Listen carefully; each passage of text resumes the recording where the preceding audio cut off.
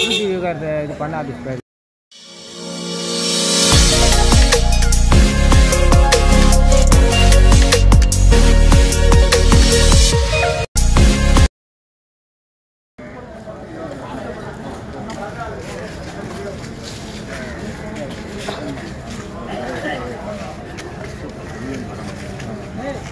அப்படியா ஓகே அப்படியே இல்லைண்ணா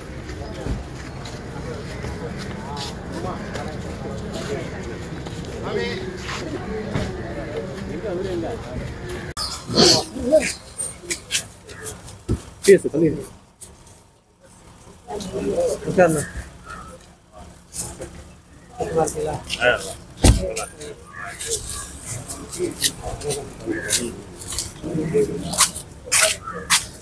கொஞ்சம் தள்ளி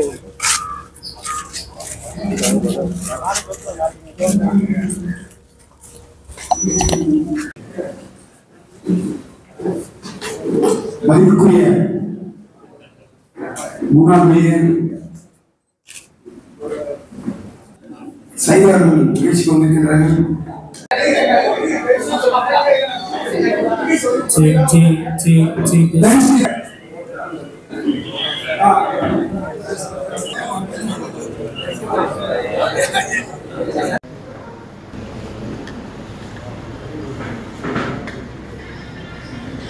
இருந்தாலும் மறைந்தாலும் பேர் சொல்ல வேண்டும். இவர் போல யார் என்று ஊர் சொல்ல வேண்டும் என்ற வைர வரிகளுக்கேற்ப வாழ்ந்து இன்றைக்கும் வாழ்ந்து கொண்டிருக்கின்ற புரட்சி தலைவர் எம்ஜிஆர் அவர்களின் 108வது பிறந்த நாள் விழா நிகழ்ச்சியினை நம்முடைய ரகுநாத் அவர்கள்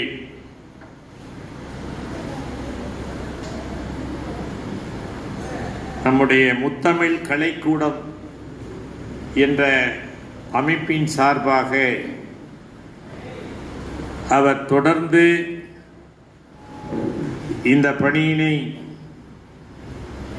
மிக சிறப்பாகவும் செம்மையாகவும் உணர்ச்சி பூர்வமாகவும் நடத்தி கொண்டிருக்கிறார்.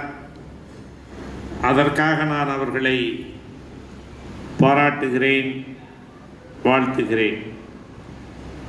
இந்த நல்ல நிகழ்ச்சியில் தொகுப்பாளராக நம்முடைய நிகழ்ச்சியை பற்றி பேச வருகை புரிந்திருக்கின்ற திராவிட இயக்கத்தின் மூத்த பத்திரிகையாளர், எழுத்தாளர், அருமை சகோதரர் துரை கருணா அவர்களே,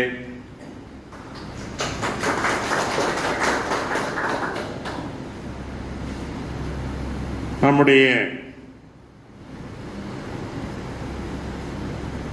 அவர் யார் தெரியுதா? அவர் என்ன சொல்லுவீங்க? என்ன அறிந்திருக்கீங்க? தலைவரை பற்றி, தலைவருடைய திரைப்பாடல்களை பற்றி, தலைவருடைய திரைப்படங்களை பற்றி இன்று வரை இவருக்கு நிகராக இதுவரையில் ஒருவர் அந்த முயற்சியை மேற்கொள்ளவில்லை. அவர்தான் என்சைக்ளோபீடியா.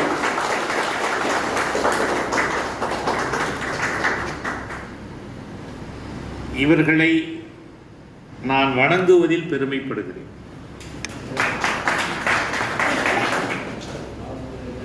இப்படி தலைவருக்காக வித்தியாசமானவர்கள்,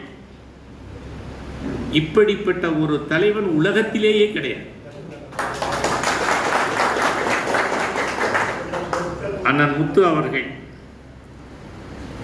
தலைவரோடு திரைப்படத்தில் இணைந்து அன்றிலிருந்து இன்று வரை அவர்தான் தனக்கு எல்லாம் என்று வாழ்ந்து கொண்டிருக்கின்ற ஒரு அற்புதமான விசுவாசமிக்க தலைவரின் பக்தன், தொண்டன், ரசிகன், எப்படி வேண்டுமானாலும் அவரை சொல்லலாம். அவர் இங்கே வருகை புரிந்திருக்கிறார். எனக்கு என்ன ஆச்சரியம் தெரியுமா? இந்த நிகழ்ச்சி என்றால் வெளியூர்களில் இருந்தெல்லாம் தன்னுடைய சொந்த பணத்தை செலவு செய்து கொண்டு வாகனத்தை வைத்துக் கொண்டு இந்த நிகழ்ச்சிக்கு வர வேண்டும் என்ற உணர்வோடு வந்திருக்கிறீர்கள் அல்லவா? உங்களை எல்லாம் நான் வணங்குகிறேன். நம்முடைய நடை மருத்துவர் யாரு? நடை மருத்துவர்னா என்ன? ஓ, கால் நடை. அவர் என்னத்துல சொன்னாரு, இந்த மாதிரி ரகுநாத் பண்ற இந்த நிகழ்ச்சியை நாங்கள் சிறப்பாக பண்ணணும்னு நினைக்கிறோம்னு சொல்லி ரொம்ப இந்த நிகழ்ச்சிக்காக ரொம்ப அக்கறையுடனும் ஆர்வத்துடனும் பங்கு பெற்று பங்காற்றி வருகின்ற ஒரு அற்புதமான தலைவரின் பக்தர் அவர். அதேபோல்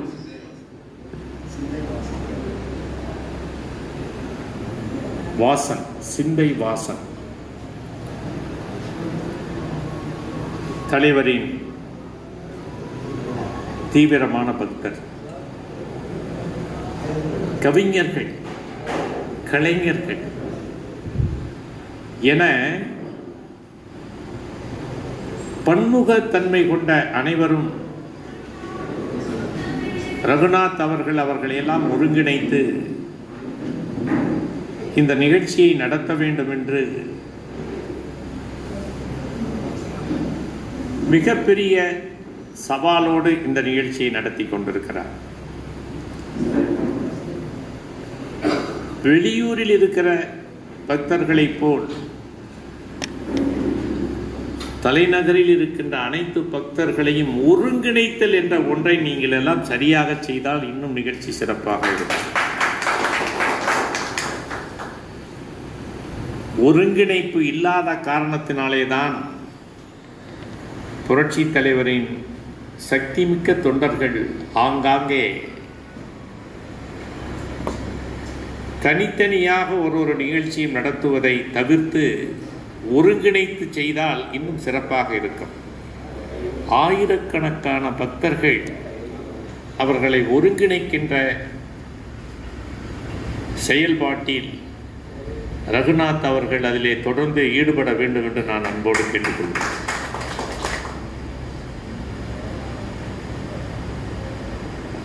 நான் இந்த பட்டியலையெல்லாம் வாசிக்கின்ற அளவுக்கு எனக்கு நேரம் இல்லை. நான் இப்போ எங்கேருந்து வரேன் தெரியுமா? நான் திருத்தணியில் காலையில் போய் திருத்தணியில் போய் ஒரு நிகழ்ச்சியில் கலந்துக்கிட்டு இதில் வர முடியுமா முடியாதாங்கிற சங்கடம் கூட எனக்கு இருந்தது. அது இருந்தாலும் அங்கே எல்லாம் நான் சரியாக அங்கிருந்து மதிய உணவை முடித்துவிட்டுத்தான் வர வேண்டிய நிலை இருந்தது. ஆனால் அதை இந்த நிகழ்ச்சியை காட்டி நான் வந்திருக்கிறேன்.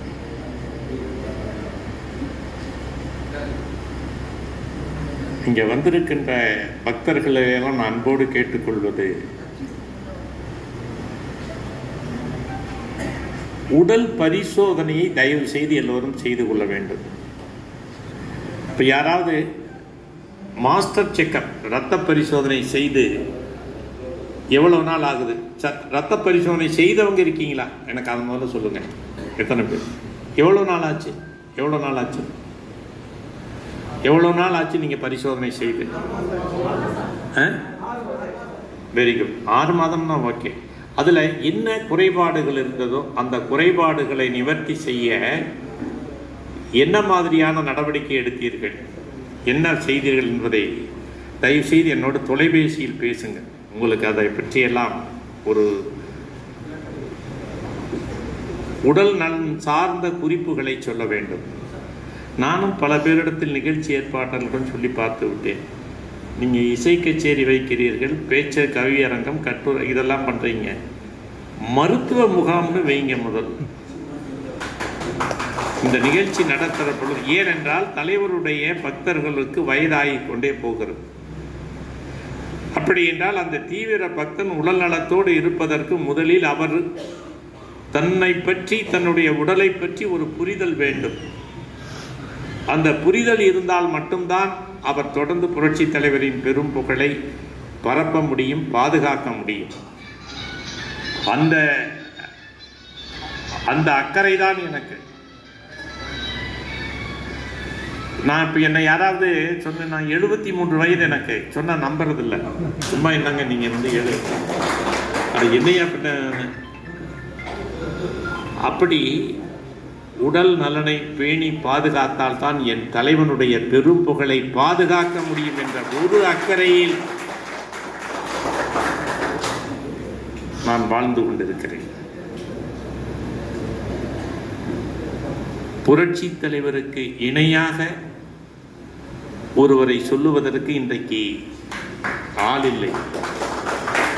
புரட்சி தலைவரின் பெரும் புகழுக்கு இணையாக இவர் வருவார், அவர் வருவார் என்று யாரையும் சொல்லுவதற்கு கூட, அடையாளத்திற்கு கூட ஆட்கள் இல்லை. ஆகவே தனித்துவம் பெற்ற புரட்சி தலைவர் எம்ஜிஆர் அவர்களை நாம் கொண்டாடி மகிழ்ந்து கொண்டிருக்கிறோம் என்றால் இது நமக்கு கிடைத்த பெரும் பாக்கியம் என்று ஒவ்வொருவரும் நினைத்து பெருமைப்படுங்கள். என் தலைவனுக்கு இணையாக ஒருவர் இல்லை. என் தலைவனுடைய பெருமைக்கும், அவருடைய புகழுக்கும், அவருடைய அவதார தன்மைக்கும் மாற்றாக ஒருவரை சொல்லுவதற்கு, இணையாக சொல்லுவதற்கு வேறு யாருமே இல்லாத தனித்துவம் வாய்ந்த ஒரு மாபெரும் தலைவனை தலைவனாக பெற்றிருக்கிறோம் என்பதில் நாம் பெருமிதம் கொள்ள வேண்டும். ஆக அப்படிப்பட்ட புரட்சி தலைவரை, சமூக மாற்றத்தை உருவாக்கிய, ஒரு மாறுதலை உருவாக்கிய, நான் திரும்ப திரும்ப சொல்லுகிறேன், திராவிட இயக்கம் என்று சொல்லுகின்ற இந்த திமுக வளர்ச்சிக்கு புரட்சி தலைவர் எம்ஜிஆர் தான் காரணம். புரட்சி தலைவர் இல்லை என்றால் அது இன்னொரு திராவிடர் கழகமாகத்தான் மாறி இருக்குமே தவிர அது ஆட்சி கட்டிலில் அமர்ந்திருக்காது.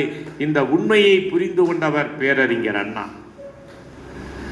ஆகவேதான் பேரறிஞர் அண்ணா அவர்கள் சொன்னார்கள், என்னுடைய இதயக்கனி என்று புரட்சி தலைவரை சொல்லி திமுக என்ற ஒரு அரசியல் இயக்கத்தை எம்ஜிஆர் கட்சி என்று படிக்காத பாமர மக்கள் இன்று வரையிலும் அதை கொண்டாடி கொண்டு வருகிறார்கள் என்றால் புரட்சி தலைவர் எம்ஜிஆரின் மீது படிக்காத மக்கள் எத்தகைய அன்பை, பாசத்தை வைத்தார்கள் என்பது தன்னுடைய திரைப்படத்தின் வாயிலாக, காட்சி அமைப்புகளின் வாயிலாக மக்களை ஈர்த்தார். ஆகவே புரட்சி தலைவர் எம்ஜிஆர் என்ற மாமனிதன் திரைப்படமாகட்டும், அரசியலாகட்டும், அதிலே அவர் பதித்த முத்திரையை போல் திரையுலகை பொழுதுபோக்கு அம்சமாக நினைத்து மகிழ்ந்து கொண்டிருந்த திரைப்படத் துறையை அறிவாயுதமாக மாற்றி சமூக மாற்றத்திற்கு வழிவகுத்தவர் புரட்சி தலைவர்.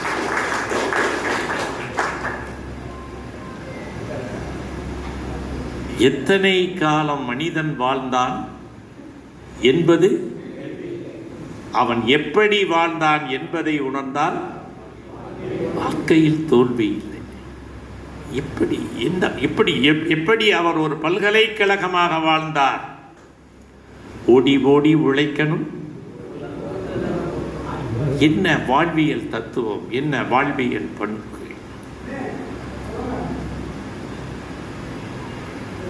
திருக்குறளை படித்தால் அறிந்து கொள்ளலாம் என்று நினைக்கின்ற அறிவுபூர்வமான அறிவாயுதம் என்று சொல்லுகின்ற திருக்குறளை திரைப்படத்தின் வாயிலாக எளிமையாக புரட்சி தலைவர் வாழ்வியல் தத்துவமாக மாற்றினார். திரைப்படத்தை நல்ல நல்ல பிள்ளைகளை நம்பி இந்த நாடே இருக்குது தம்பி, சின்னஞ்சிறு கைகளை நம்பி ஒரு சரித்திரம்,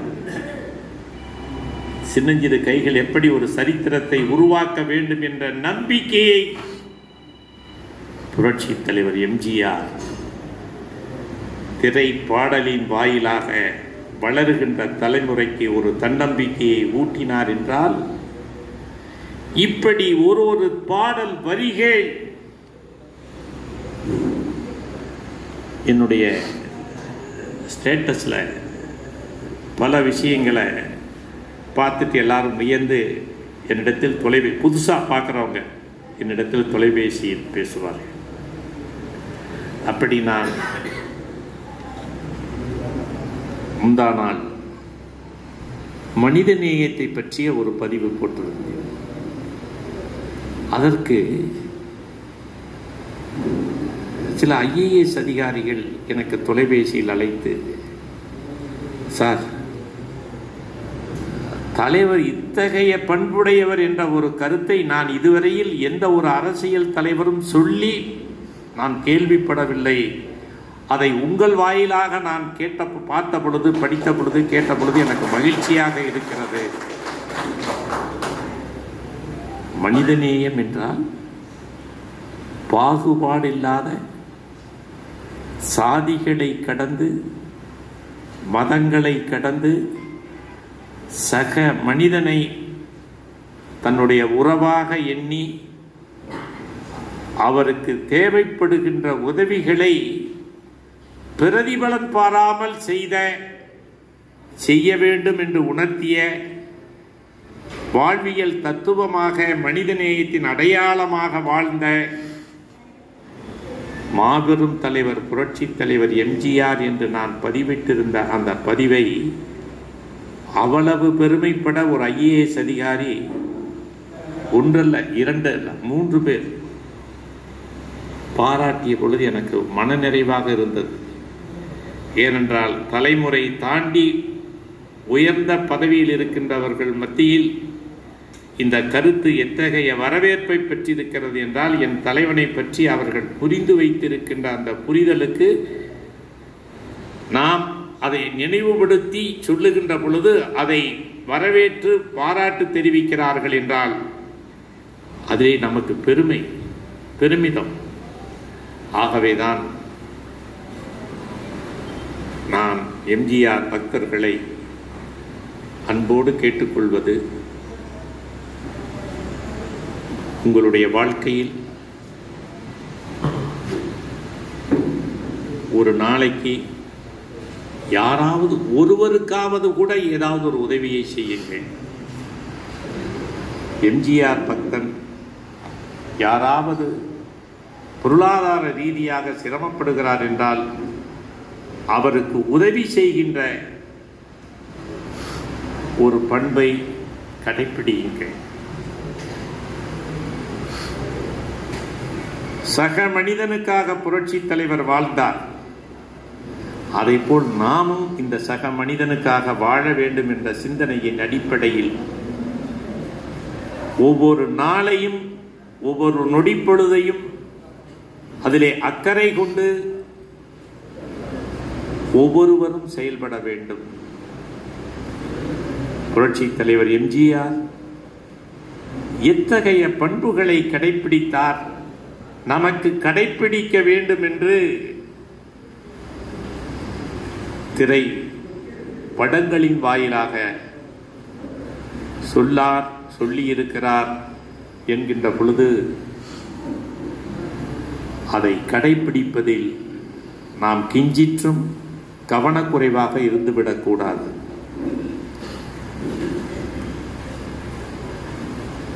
வாழ்ந்தவர் கோடி, மறைந்தவர் கோடி, மக்களின் மனதில் நிற்பவர் யார் என்று கேள்வி கேட்டு அந்த கேள்விக்கு விடையாக இன்றைக்கு வாழ்ந்து கொண்டிருக்கின்றார் என் தலைவன் எம்ஜிஆரை தலைவன் என்று சொல்லுவதில் நான் அன்றாடும் பெருமைப்படுகிறேன், மகிழ்ச்சி அடைகிறேன். ஆகவே புரட்சி தலைவர் எம்ஜிஆர் என்ற மாமனிதனை பற்றி, அவரால் பெருமை பெற்றவர்கள், அவரால் பதவி பெற்றவர்கள், அவரால் அனைத்தும் பெற்றவர்கள் அதை உணர வேண்டும் என்பதுதான் இன்றைக்கு பல ஊர்களில் இருந்து தங்களுடைய சொந்த காசை செலவு செய்து கொண்டு என் தலைவனுடைய பிறந்த நாள் நிகழ்ச்சி, அதுவும் அவர் வாழ்ந்த ராமாபுரம் தோட்டத்தில் என்கின்ற பொழுது அதற்காக இங்கே வருகை புரிந்திருக்கிறீர்கள் என்றால் நீங்கள்லாம் எப்படிப்பட்ட பண்புகளுக்கும் பாசத்திற்கும் எப்படிப்பட்ட போற்றுதலுக்கும் உரியவர்கள் என்று நினைத்துத்தான் நான் உங்களை வணங்குகிறேன்.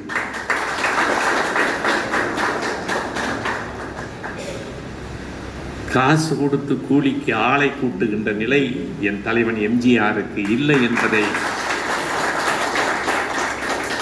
நீங்கள் எல்லாம் நிரூபித்துக் கொண்டிருக்கிறீர்கள். ஆகவே உங்களை எல்லாம் நான் அன்போடு கேட்டுக்கொள்வது, உடல் நலனை பாதுகாத்துக் கொள்ளுங்கள். உடல் நலனை பற்றி, உணவு முறைகளை பற்றி, வாழ்வியல் பண்புகளை பற்றி ஒரு மாநாடு ஒன்று நடத்த இருக்கிறேன். அதிலே நீங்கள் எல்லாரும் கட்டாயம் கலந்து கொள்ளுங்கள். முற்றிலும் முழுக்க நம்மளுடைய இங்கே மேடையிலே வைத்திருக்கின்ற அண்ணன் முத்து உள்பட அனைவருக்குமான ஒரு உடல் நலன் சார்ந்த கருத்தரங்கம். ஏனென்றால் அறியாமை இருளில் இந்த சமூகம் வாழ்ந்து கொண்டிருக்கிறது. இந்த அறியாமையை போக்க வேண்டும். ஆரோக்கியத்தை பெறுவதற்கு என்ன செய்ய வேண்டும், எதை செய்யக்கூடாது. ஒருவருக்கு தொப்பை ஏன் பெரிதாக இருக்கிறது, ஒருவருக்கு தொப்பை இல்லாமல் இருப்பதற்கு என்ன காரணம், அப்படி என்றால் நான் என்ன செய்ய வேண்டும், என்ன செய்யக்கூடாது, இதை முதலில் ஒவ்வொருவரும் அறிந்து கொள்ள வேண்டும் என்பதுதான் என்னுடைய ஆசை. ஆகவே அதையெல்லாம் நிறைவேற்றுகின்ற வகையில் நாம் ஒன்று கூடி அதை நிறைவேற்றுவோம். எம்ஜிஆர் அவர்களின் பெரும் புகழை நாள்தோறும் பரப்புவோம்.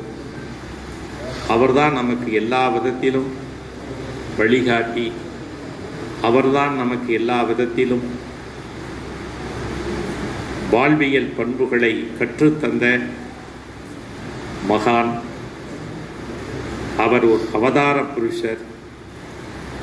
அவரை எண்ணி வாழ்ந்து கொண்டிருக்கின்ற நம்முடைய பக்தர்கள் அந்த ஒரே ஒரு பண்பை முதன்மைப்படுத்தி, உடல் நலனை முதன்மைப்படுத்தி, சக மனிதனுக்கு உதவி செய்கின்ற செயலை அன்றாடம் ஏதாவது ஒரு வகையில் செய்து அவருடைய நோக்கத்தை, லட்சியத்தை நிறைவேற்ற வேண்டும் என்பதை சொல்லி, எனக்கு இன்னும் 3 நிகழ்ச்சி, மாலையில் ஆல்பர்ட் தியேட்டரில் நிகழ்ச்சி, அதற்கிடையில் என்னுடைய கல்வி பணி 2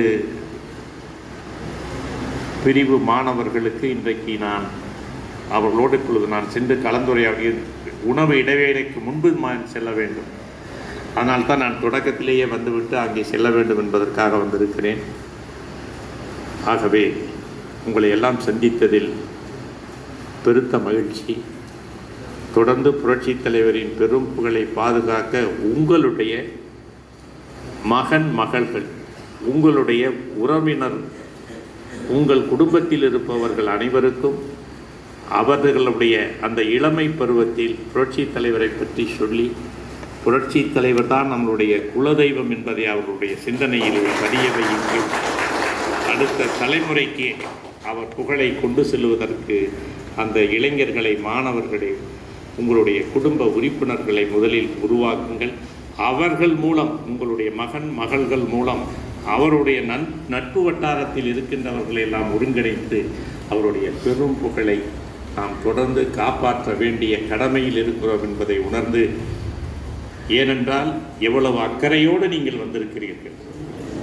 ரகுநாத் அழைத்தார், அழைப்புதல் கொடுத்தார். அந்த ஒன்றின் மூலமாக இங்கே நீங்கள் குழுமி இருக்கிறீர்கள் என்றால் உங்களுடைய பக்தி மெச்சத்தக்கது, உங்களுடைய அன்பு அடேங்கப்பா என்று சொல்லக்கூடியது. ஆகவே உங்களை சந்தித்ததில் நான் பெரும் மகிழ்ச்சி அடைந்து வாய்ப்புக்கு நன்றி சொல்லி விடைபெறுகிறேன்.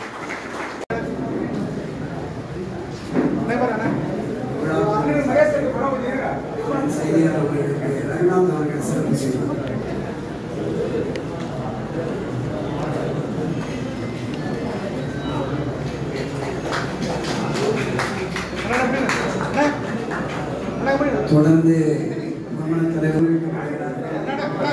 செய்தியாளர்களுக்கு சேலம், பல்வேறு பகுதி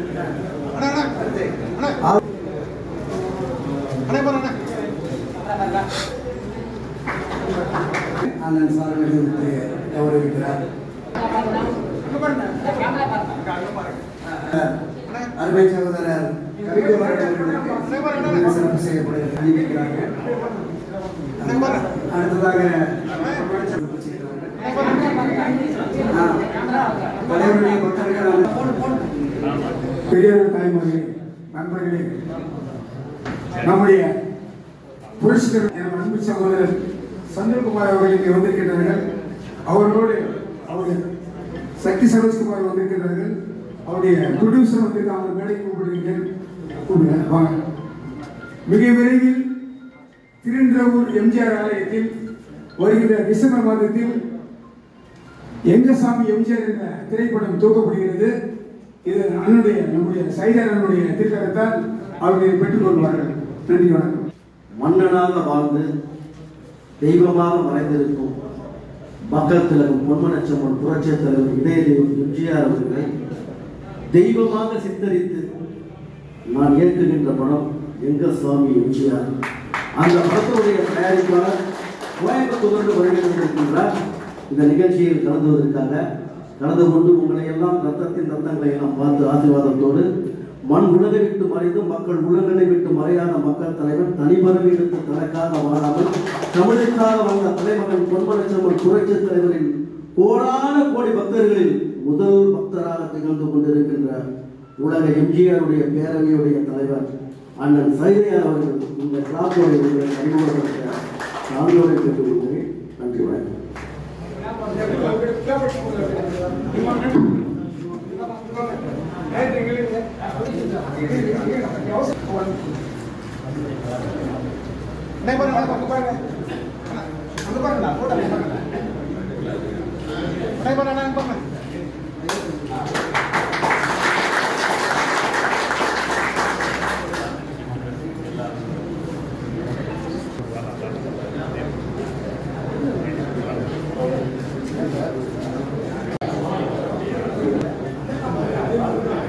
சிறப்பான உங்கள் வாழ்த்துக்களோடு சாதனை அணிவித்து பாராட்டுகின்றார். ஈரோட்டமா வச்சுட்டீங்க, எல்லாத்தையும் வீடு கொடுத்துட்டீங்க.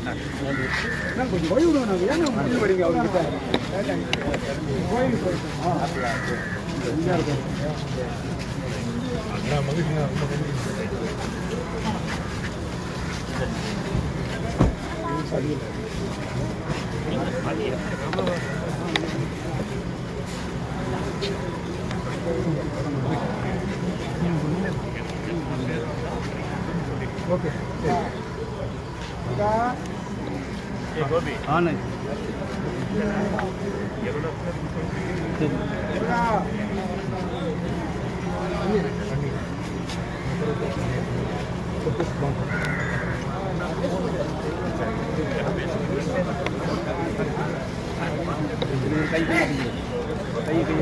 பார்த்து போகுது.